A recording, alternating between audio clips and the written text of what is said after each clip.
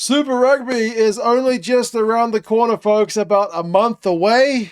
Seems pretty crazy here in the middle of summer, but can the Crusaders do it again, or will someone else disrupt their quest for another title? They got a new stadium.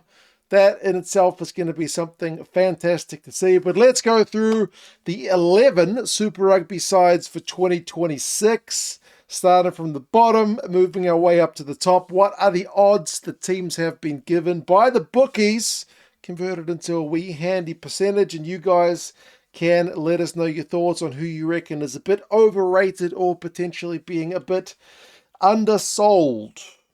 Starting with a team which gets about a 1% chance, and it is the jersey I'm wearing. This team, Moana Pacifica. Despite the fact they pushed very close to the playoffs last year, I think the fact that Adi has gone for his sabbatical in Japan has people a little bit down in terms of the amount of money that the bookies are taking on Moana to do anything this year.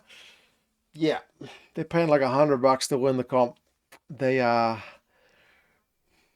favored to finish bottom. But as I said, last year was a cracking year for the Moana boys. And then another 1% team would be the Western Force.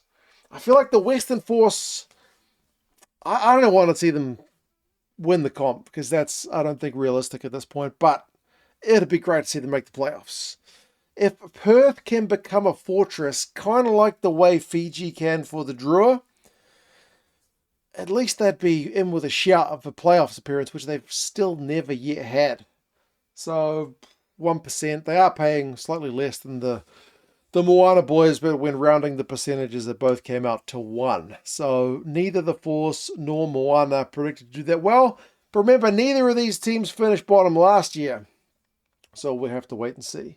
Next, with a 4% chance, comes in one of the Aussie teams in the Waratahs. It was, I guess, a bit of a mixed bag season for them last year. We're still kind of waiting to see if they're going to click. They finished outside the playoffs. They've had coaching changes and whatnot, so they're still settling in. This is year 2 for Dan McKellar in charge of the Waratahs, so fingers crossed he can get the boys firing a bit more than what we have seen. And then another 4% team comes with the Fijian Drua, who had admittedly a bit of a disappointing season last year. They need to win on the road. And like even last year, the kind of home fortress element slipped a little bit. You know, the Drua, if you're not going to win every game at home, you need to start picking up wins on the road. So, if they can pick up games on the road, then man, they'll definitely be in with a shout, at least at the playoffs. But yeah, title talk is probably still a little bit too far for the Drua boys. 5%, the Highlanders finished last year. It's only upwards from here for the Highlanders. Fingers crossed if Tangi Tau has a good season, he can go a bit of a try-scoring run. And then there is another 5% team, and that is the Reds, who did finish in the playoffs last year. So I feel like not a lot of money goes on the Aussie teams. These are New Zealand bookies odds, but they're kind of much of a muchness with the Aussie bookies odds. But apart from the Brumbies, the Aussie sides don't get that much love in terms of predicted to have much success in this competition. It'd be great to see an Aussie side actually go on a real run. Then, speaking of the Aussie sides, it is the top rank of the Aussie sides. It's the Brumbies. So despite the fact that they're regularly one of the top sides in Super Rugby, they finished 3rd on the log last year. They are still ranked below 2 of the Kiwi teams who they finished above in their rankings. As I said, the Aussie sides don't get that much love in terms of how favoured they are. But I feel like the Brumbies are perennially a little bit undersold. But admittedly, in all that time, they haven't kind of had a title in recent years. Next, at 11%, comes in with my Blues. It was a bit of a, I don't know, it was a bit of a back down to earth season last year for the Blues.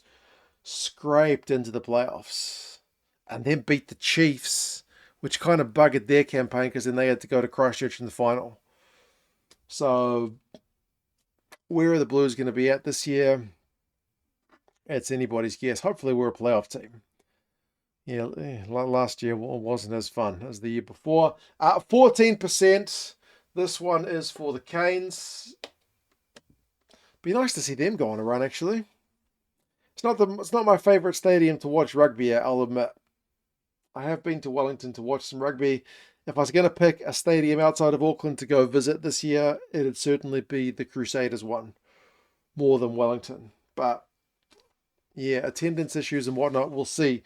I know times have been tough, particularly in Wellington in terms of the economy and whatnot. But yes, that leaves us with two. It's last year's finalists, the Chiefs and the Crusaders. Who is the favourite between these two? Well, the Chiefs get 24%, and if you can add up to 100, the Crusaders are also at 24%. So kind of joint favourites between the Crusaders and the Chiefs. The Chiefs have got a new coach in John O'Gibbs. The Crusaders have got a new stadium. I feel like I'd be leaning towards the Crusaders, but I have just a thing of like always looking at the past to predict the future, and the Crusaders just usually win Super Rugby.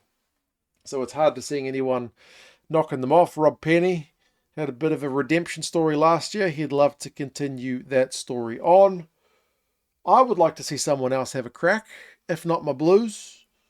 Maybe one of the Aussie sides would be nice, go on a run. The Brumbies, imagine bringing a title back to Canberra, or, I don't know, the Canes. Wellington could certainly use some joy. But anyway, we're about a month away from Super Rugby. You guys let us know your thoughts. If anything drastic has happened Super Rugby news-wise in the last couple of weeks, I've probably missed it because I've recorded this video a little bit in advance. I'm currently on holiday with my family and my mum and whatnot, so I'm assuming everything I've said is still more or less correct. Odds don't usually change too much. I can't imagine any big name signings or coaches getting sacked right before the season, but who knows? You guys let me know your thoughts. Who are your favourites for Super Rugby 2026? Crusaders? Anybody else? You guys take care, and I will talk to you guys again soon. See you later.